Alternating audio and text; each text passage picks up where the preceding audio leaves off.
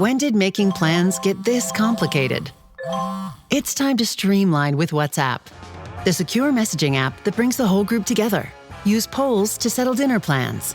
Send event invites and pin messages so no one forgets Mom's 60th. And never miss a meme or milestone. All protected with end-to-end encryption.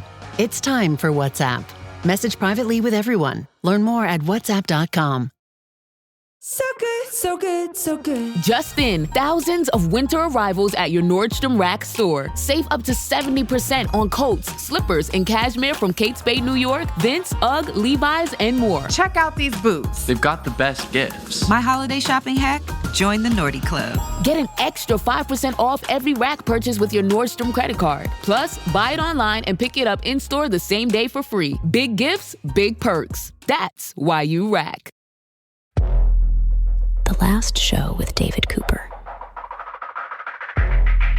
Procrastinate your life away with us. Gossip is bad for you. It's dysfunctional. You should never do it, or so you've been told. But what if whispering about others to your partner might actually be good for your romantic relationship? Well, according to a new research study, it might be. So let's spill that tea. I'm here with someone who worked on that research. She's an associate professor of psychology at the University of California, Riverside. Her name is Dr. Megan Robbins. Megan, welcome in. Thanks so much. Should we start with some gossip to make this interview a little better, or would that be too literal an interpretation of your research? I wouldn't mind. Anyway, let's start with the big one. Why would you study gossip? Like, what is so interesting about this human behavior that you would want to study it? Yeah, I mean, I would ask you what's not interesting about gossip. So That's a fair response. Honestly, I do love a little gossip, I got to say. Yeah.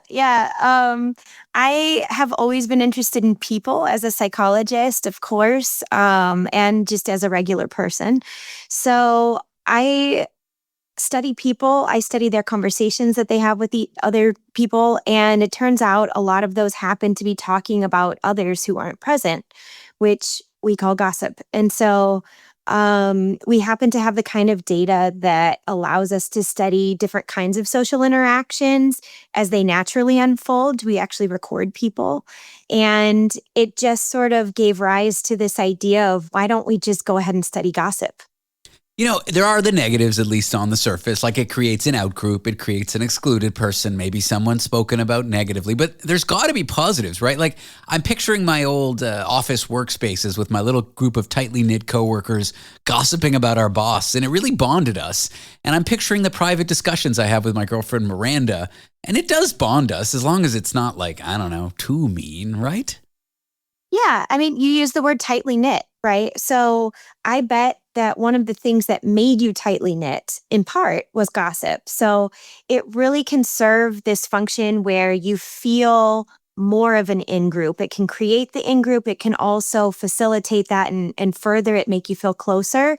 Because when there is sort of an out-group, it sort of reinforces, like, we're a unit, we trust each other enough to share information behind someone's back, and behind that person's back, right? And so that also sounds like it has more of a negative side. It could, right? It can alienate people. It can be negative, malicious, unnecessarily, but it doesn't have to be that way, right? You can use it to bond with others and not be so malicious with it. Yeah. Let's talk about your study, because your methodology is like wild to me. I find it so interesting. You gave couples recording devices to wear. To me, that sounds like a recipe for chaos. Like, I might behave differently if I was knowingly recorded. What did you end up capturing? What sort of interactions did couples have? What did you tell them? Did they think they were being studied for this? Can you elaborate a bit? I can. So we didn't tell them that we were studying gossip primarily because we didn't know we were going to study gossip using their data. We do get permission for the original study purpose, which was, broadly speaking, studying how their social interactions are related to their well-being, relationship satisfaction, things like that.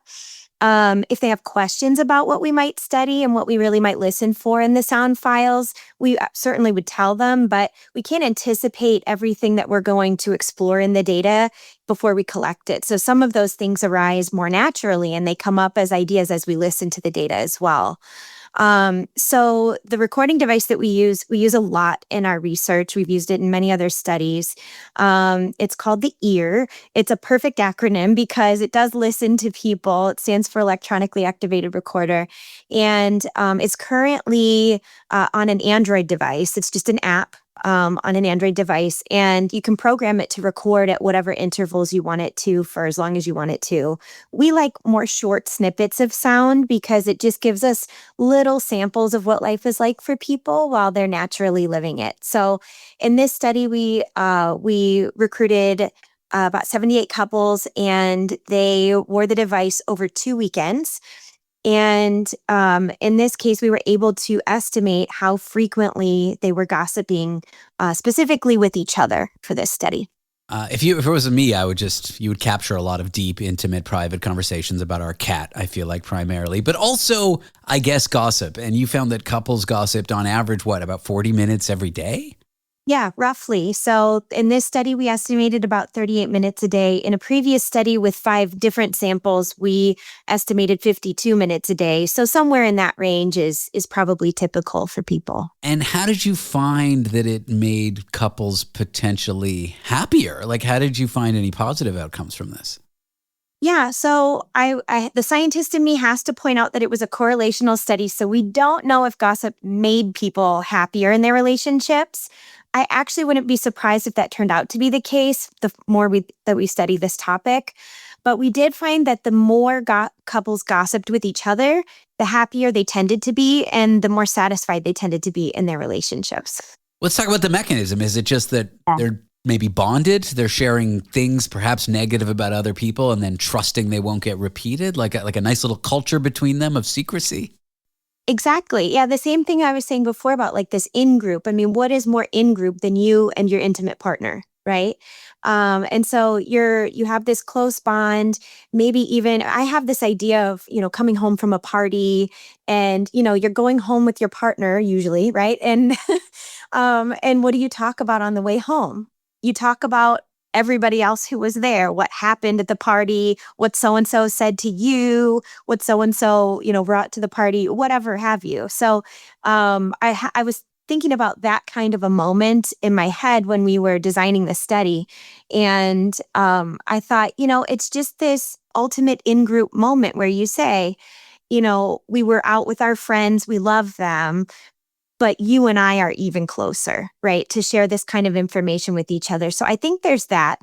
But there's also a sort of lighter piece to it that I think is probably also happening, which is that gossip is fun. So like any other shared activity that a couple might have, gossip could just be one of those. Now, you mentioned the party, the talking about who was wearing at the party. I don't know why I wasn't invited to the party, but that's a conversation between me and my therapist.